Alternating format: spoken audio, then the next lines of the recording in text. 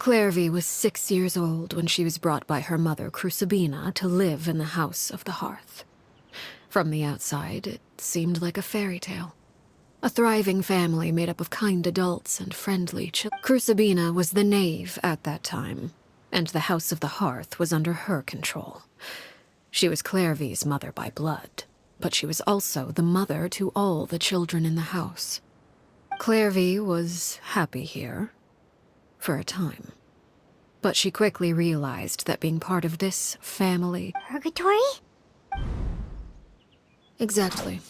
The House of the Hearth takes in war orphans from all over Teyvat.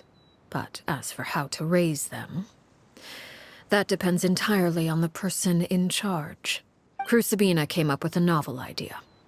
She would teach the children to fight, force them to duel each other, and then crown as the king of the house the child who proved themselves most... It's difficult to estimate the number of children who died. They would be handed over to the doctor to be experimented on, or sent away on dangerous missions. So those were the experiments Clairvy was talking about. You said that Clairvy was Crucibina's daughter, so if Clairvy tried to convince her to stop what she was doing... Despite being Clairvy's mother, Crucibina cared little for her daughter.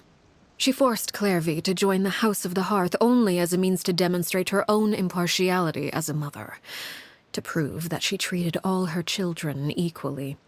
Clairvy did try to convince her mother to change her ways, but it was to no... Of course, there was one exception. Someone Clairvy's age, who knew the truth about the House of the Hearth. Her name was Peruere. Wait, the friend that... Friend, huh? Clairvy was a cheerful and passionate person with a tenacious spirit. Peruere, her cold-blooded nature allowed her to see through Crucibina's facade. Yet, it was all... Despite their differences, there may have been a certain naivete to her ideas, but Clairvy proved her determination. Even with her body racked with pain, she would still stand on her tiptoes and open the window at night. She and Peruere would look out at the moon together. A fierce longing. Oh no. Her hopelessness resulted from a culmination of things. 10 years had passed. 10 years worth of failure after failure. She and Peruere weren't children anymore, but finding any chance to escape still seemed as hopeless as ever. It was during this time that Peruere suggested a new plan.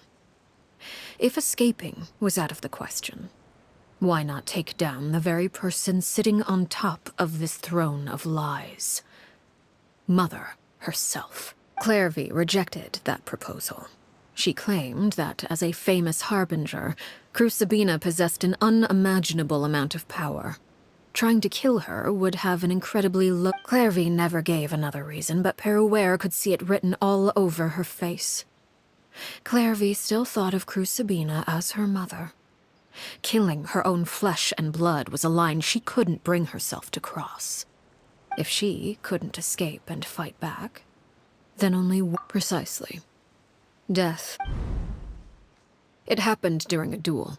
When she arrived at the dueling ring that day, her partner turned out to be none other than Peruere. The very person that had stood by her side all those years. It was a fierce battle. But ultimately, from that moment on, Peruere's journey was one written in flame. It was the very result she had predicted 10 years prior.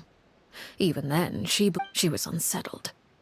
And there was only one thing that could quell that sensation. Crucibina, you mean? Correct. This is the place where Peruere killed her best friend. A mere year later, this is also the place where she fought tooth and nail to kill the mother they shared. The moment she acted, any conception of what was right, Peruere won the battle. And became... So the Perry Clairvy was talking about... It was you all along. So the Perry Clairvy was talking... Peruere won the battle.